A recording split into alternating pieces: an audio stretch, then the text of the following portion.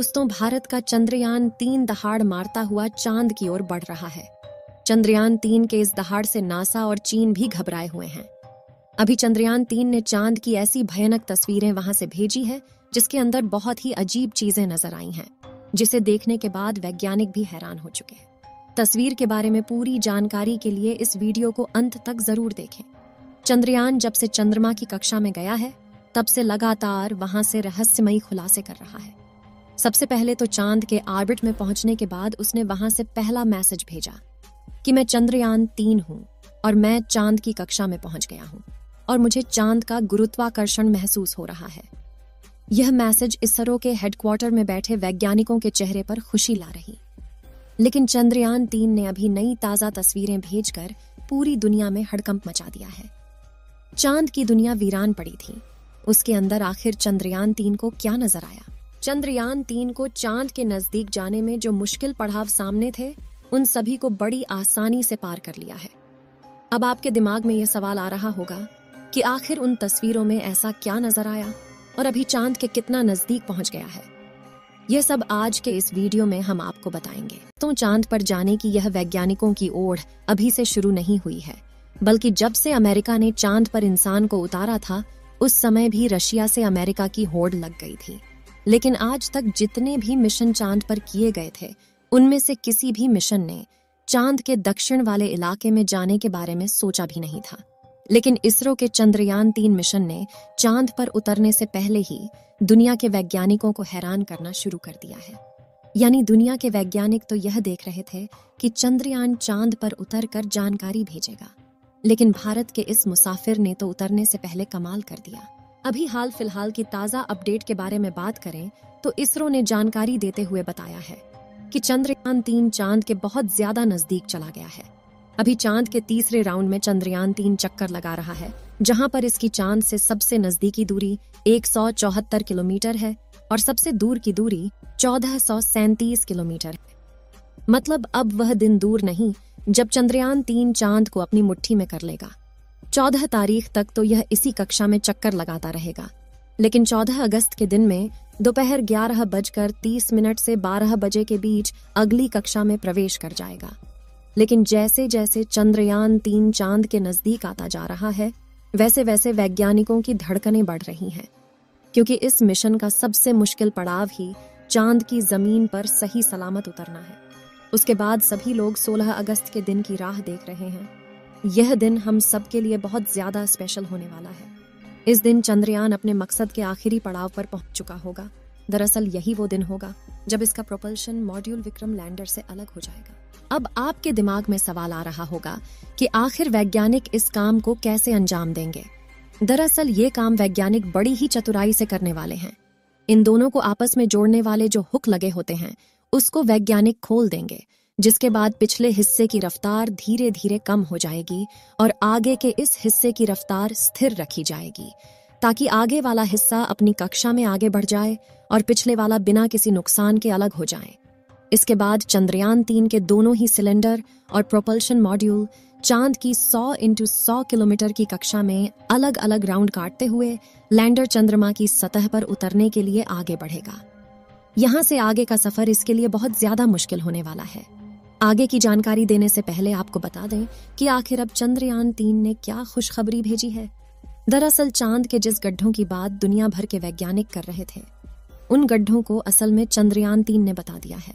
हम आपको पहले भी बता चुके हैं कि चांद के दक्षिण वाले इलाके में बहुत बड़े बड़े गड्ढे मौजूद हैं।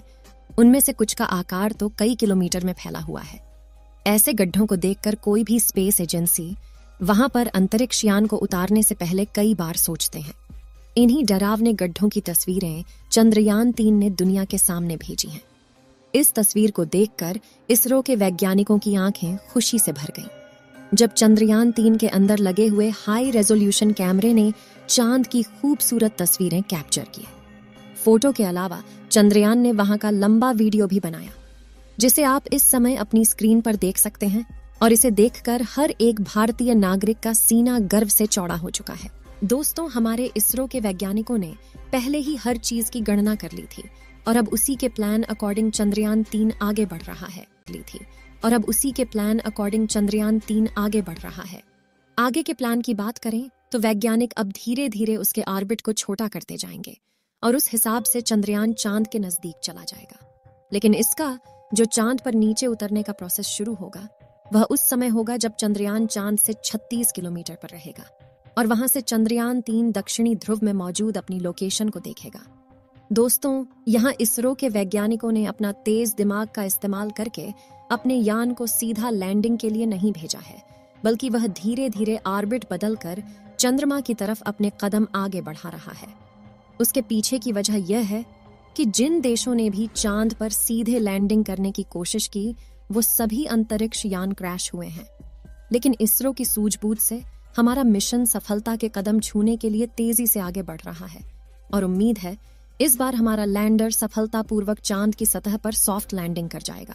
सॉफ्ट लैंडिंग करने के लिए इस बार अंतरिक्ष यान में जो उपकरण लगाए गए हैं बहुत ही ज्यादा एडवांस और हाई टेक्नोलॉजी वाले हैं।